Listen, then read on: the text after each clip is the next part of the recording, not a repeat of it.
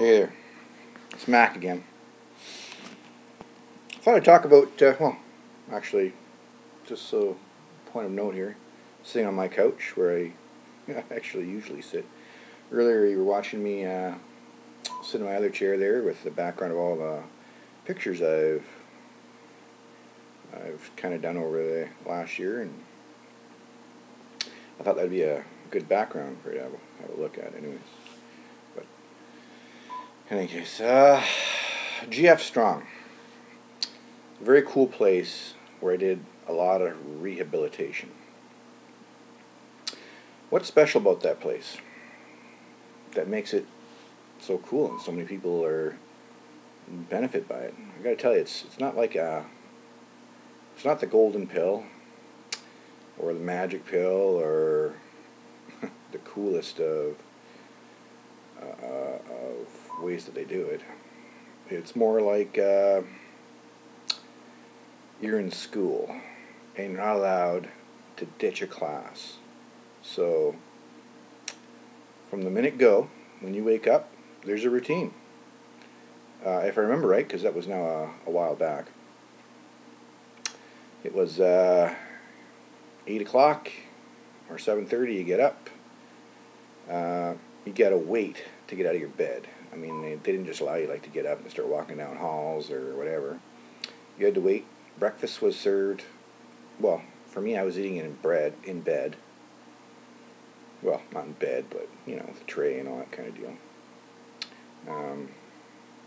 And you got your your half hour to get yourself ready, brush your teeth, and all that kind of deal. And ultimately, you had bells or a time. You had to be somewhere at 9. You had to be somewhere at 10. You had to be somewhere at 11, and then you broke for a 12 o'clock lunch, where you went to this lunchroom and you sat with all around these tables with, everybody under the sun that was there for the same kind of treatment. And then after lunch, you did a few more classes, odd spare block if your classes weren't filled, and then around 4 or 5 you went for dinner, and that was pretty much your day. These classes, some of them were physio,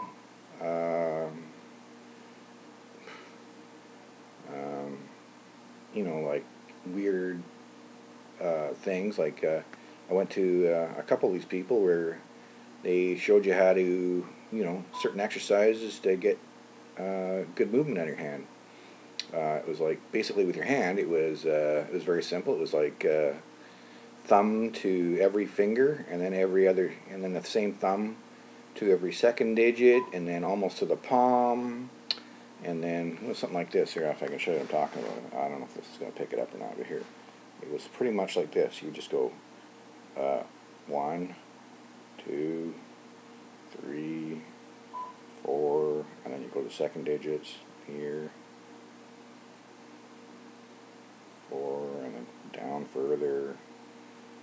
And this was one of my classes, basically. And then you did your, curls, and then you'd have, anything you can think of, tons of exercises. And then there'd be somebody monitoring you to make sure you did them right, encourage you if you were leaving things out. It's not all about, for a hand that is, you're bringing the hand back, it's not about always curling the hand. It's actually expanding the hand open as well. A common mistake where I actually had a gentleman who is a co-worker for my sister. He's a physiotherapist. Quite often for hands, and why you actually, this is how it was explained to me anyways, how you end up with a hand like this. It's because the inside muscles of your hand that would curl them, they're extremely more engaged than the outside ones. Of course, because your tendency is, for everything under the sun, is to squeeze your hand. Like, for instance, one of the things where when I got some movement in my hand, some friends bought me a squeeze ball or one of those springy, grippy things where they, you like clench them. This gentleman explained to me that that's not a good exercise to do because although you're exercising your hand and you're getting some mobility, that the inside of your hand is definitely, getting engaged to work. The outside muscles to your hand are not.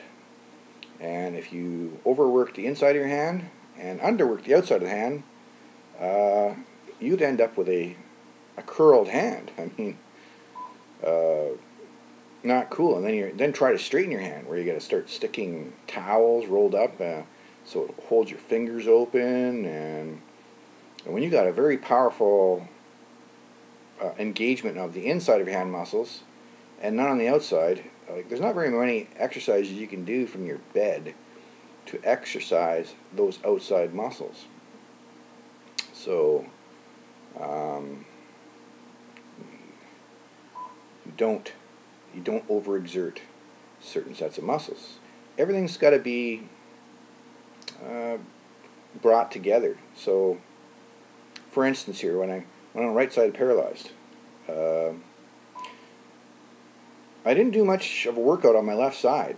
In fact, I still to this day don't. Whatever I do on my right side, be it curls or lifts or bends or whatever the deal is, I do the same amount on both sides. You don't want one side to be dominantly stronger than the other. Just because you can curl 50 pounds or 60 pounds to your left side and 5 pounds on your right, you don't continually curl the 50 or 60 or 80 or whatever pounds you can curl with your left side and expect your right hand will ever catch up, or your right arm.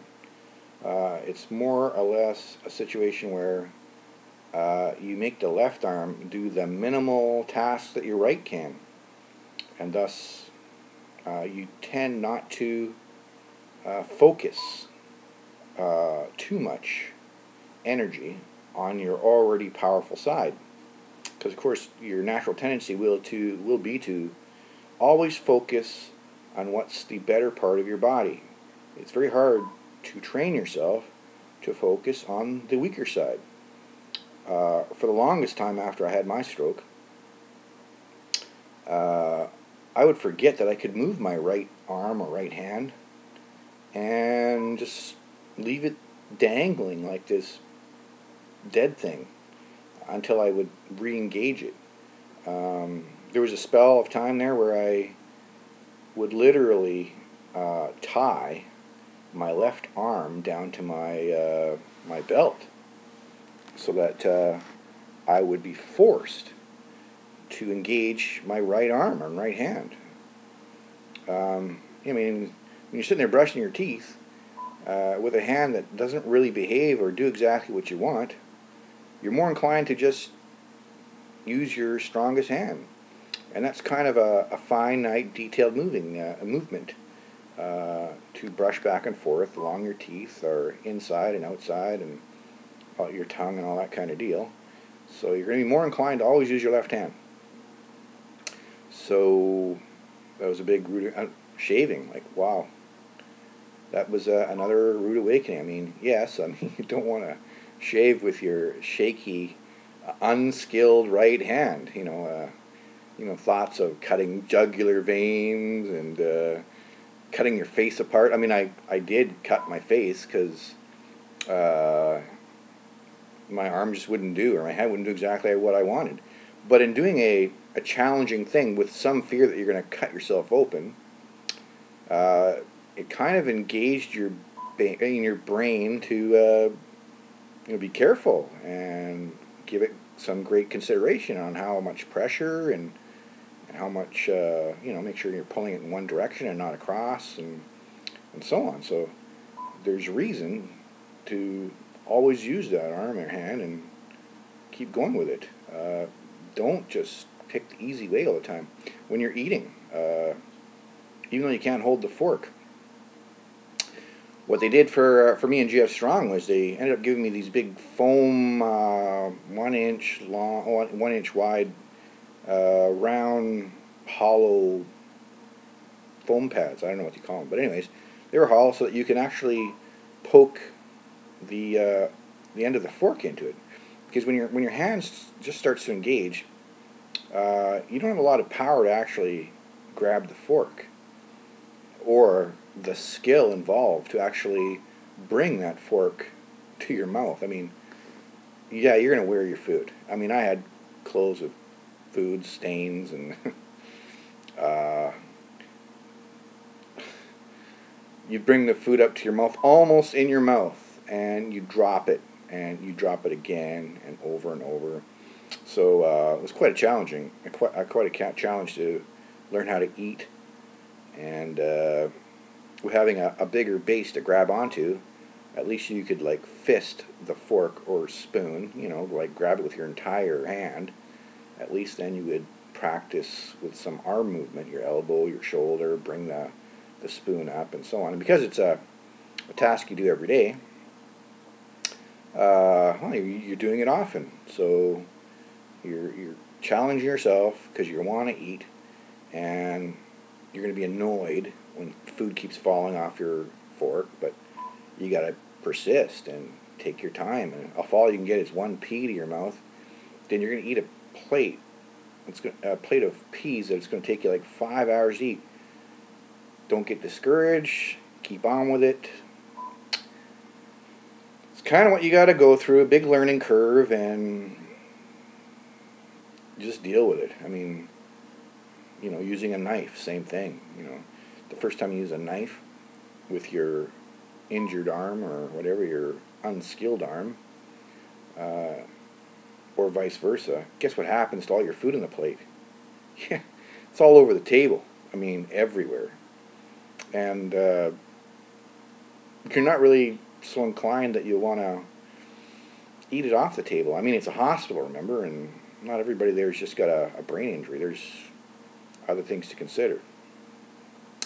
Then there's the, drinking a glass of water and pouring it all over yourself, or dropping it like onto the floor, or just spilling it everywhere, or whatever. I mean, basically you have to wear a bib.